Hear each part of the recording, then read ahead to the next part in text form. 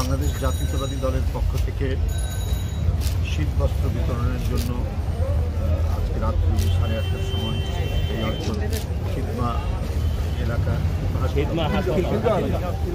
খিলগাঁও এলাকায় আমরা শীতবস্ত্র বিতরণের জন্য একটি উপস্থিত হয়েছি। আপনারা দেশে যখন গভীর সংকট, কথা বলা খুব বিপজ্জনক পরিস্থিতি, গণতন্ত্র একেবারে গোরস্থানে অবস্থান করছে, শেখ হাসিনার দুঃশাসন এবং দুর্বিনীত যে তার যে শাসন, এর মধ্যে গোটা জাতি শ্বাসরুদ্ধকর পরিস্থিতির মধ্যে পড়েছে। তখনও জাতীয়তাবাদী দলের বিভিন্ন অঙ্গ সংগঠন, জাতীয়তাবাদী দল বিএনপি এবং আমাদের সমর্থিত যারা রয়েছেন বিভিন্ন শ্রেণী পেশার মানুষ, তারাও কিন্তু দিন রাত শীতার্ত মানুষের পাশে দাঁড়িয়েছেন, তারা শীতবস্ত্র বিতরণ করেছেন। ঠিক তেমনিভাবে সমস্ত জাতীয় যে প্রাকৃতিক দুর্যোগগুলো, প্রচণ্ড বন্যা, খরা এবং আপনার যে জলোচ্ছ্বাস, সেই সময় ছুটে গেছে বাংলাদেশ জাতীয়তাবাদী দলের নেতৃবৃন্দ এবং কর্মীরা।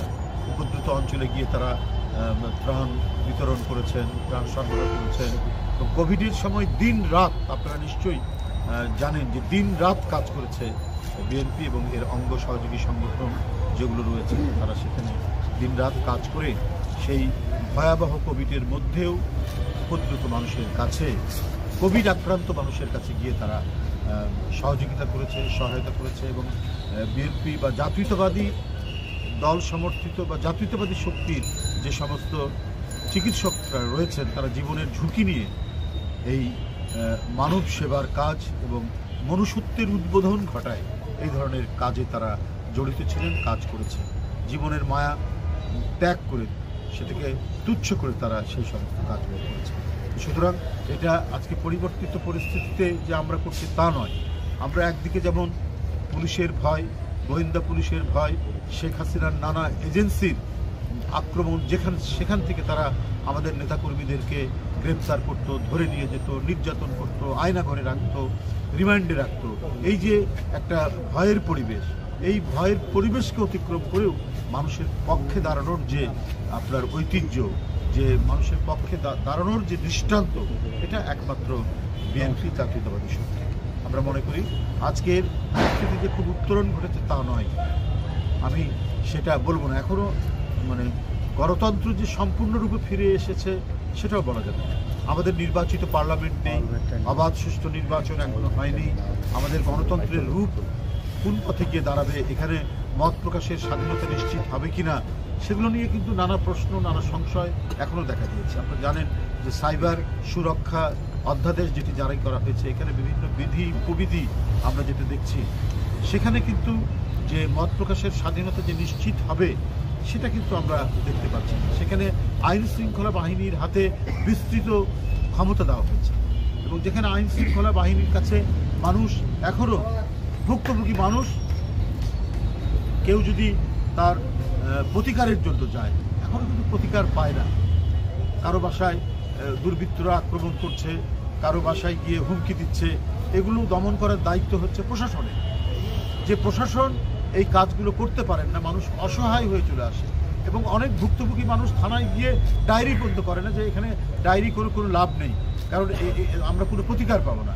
সেইখানে যদি এই সাইবার সুরক্ষা অধ্যাদেশ 2024 এর মতো একটি আইন করে, যেখানে আপনার এদের সরকারের এজেন্সিগুলো এবং আইন শৃঙ্খলা বাহিনীর হাতে যে ব্যাপক ক্ষমতা দেওয়া হয়েছে, সেখানে যে এটা সঠিক প্রয়োগ হবে, সেখানে যে সত্যিকার অর্থে আপনার যারা দুর্বৃত্ত শুধুমাত্র তারাই আইনের আওতায় আসবে, আমরা এটা মনে করছি না। কারণ এখানে অনেক বিষয় তারা বলেছেন যে জাতীয় নিরাপত্তা, তারপরে প্রতিরক্ষা, দেশের সার্বভৌমত্ব, এই সমস্ত বিষয়গুলো নিয়ে তারা এই আইনটি করেছেন, এগুলো সুরক্ষা করা। কিন্তু যদি সরকার ক্রমান্বয়ে আপনার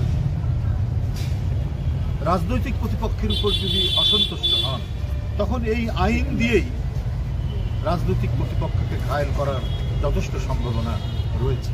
সুতরাং যে আইন সরকার পাশ করেছে ইতিমধ্যে, আমাদের কাছে অবাক লাগে, এখানে অধিকারের সাথে সংশ্লিষ্ট উপদেষ্টা রয়েছেন, তারপরে এই জুলাইয়ের যারা ছাত্রনেতারা রয়েছেন, তারা আছেন, সবাই মিলে এই আইনটি পাশ করা হয়েছে। তো এই আইনটি এই পাশ করাটার মধ্যে একটা বড় ধরনের সংশয় তৈরি হয়েছে মানুষের জনমনে, যে আসলে মানে এক ফ্যাসিবাদ বিদায় নিল, আরেক ফ্যাসিবাদের উত্থান হয় কিনা, এইটা নিয়ে একটা বড় ধরনের জন আশঙ্কা তৈরি হয়েছে। তো যাই হোক, আমি আর কথা বাড়াতে চাই না। আমি আপনাদেরকে শুধুমাত্র আজকে এখানে দায়িত্ব পালনের জন্য আপনারা এসেছেন, এই জন্য আপনাদের কৃতজ্ঞতা জানাচ্ছি। বিশেষ করে আজকে আমাদের এখানে আমাদের দলের পক্ষ থেকে অনেকেই, আমাদের ডাক্তার মোফাজ্জল ইসলাম রানা, তিনি সহযোগিতা করছেন, আমাদের ডাক্তার রফিক, আমাদের স্বাস্থ্য বিষয়ক এখানে উপস্থিত রয়েছেন, আরও একজন ডাক্তার রয়েছেন এবং আমাদের সবসময় আন্দোলন সংগ্রামে থাকেন। এখানে আমাদের নীলুফার নীলু সে আছে, আমাদের ডাক্তার জাহিদ আছে, আমাদের আরও সমস্ত ছাত্রনেতারা যারা আন্দোলন সঙ্গে মিলেই যেমন সাধারণ মানুষের পক্ষেই আছেন, উপকৃত মানুষ, দরিদ্র মানুষ, অসহায় মানুষের পাশে তারা দাঁড়িয়ে আছে। আপনাদের সকলে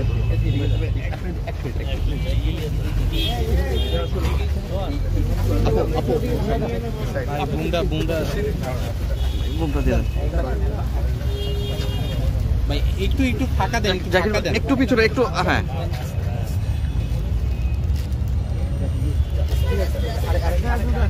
রাখেন। আর এই দিক থেকে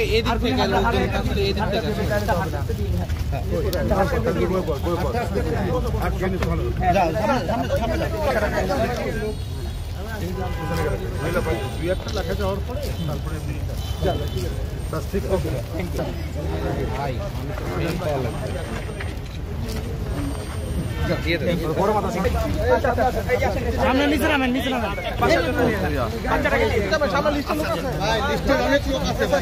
দেখা যায় আপনারা সত্য বিধায় তো লাইটে দিতে পারতেছি না। ছবি নিয়ে গানে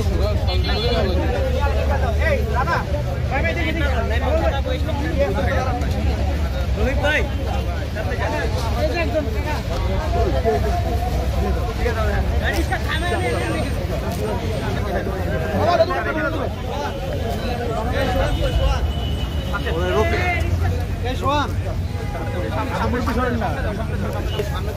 লাল দিকে ছবি করতে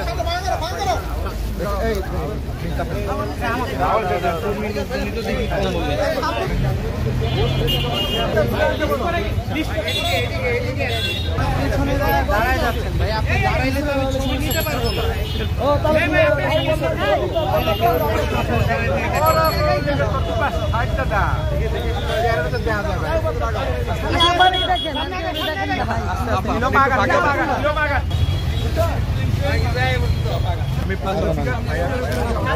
সামনে সামনে সামনে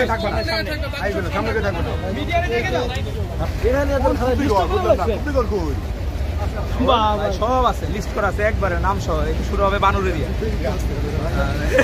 আপনার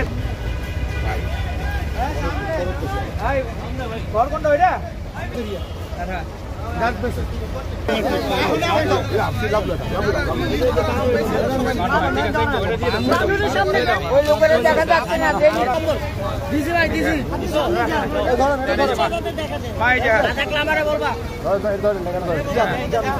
ভিতরে চলে যান, আপনি ভিতরে চলে যান।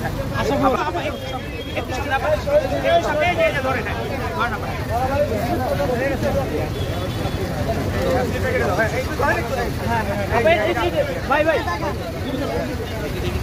এই এটা সুন্দর আসতে পারবে।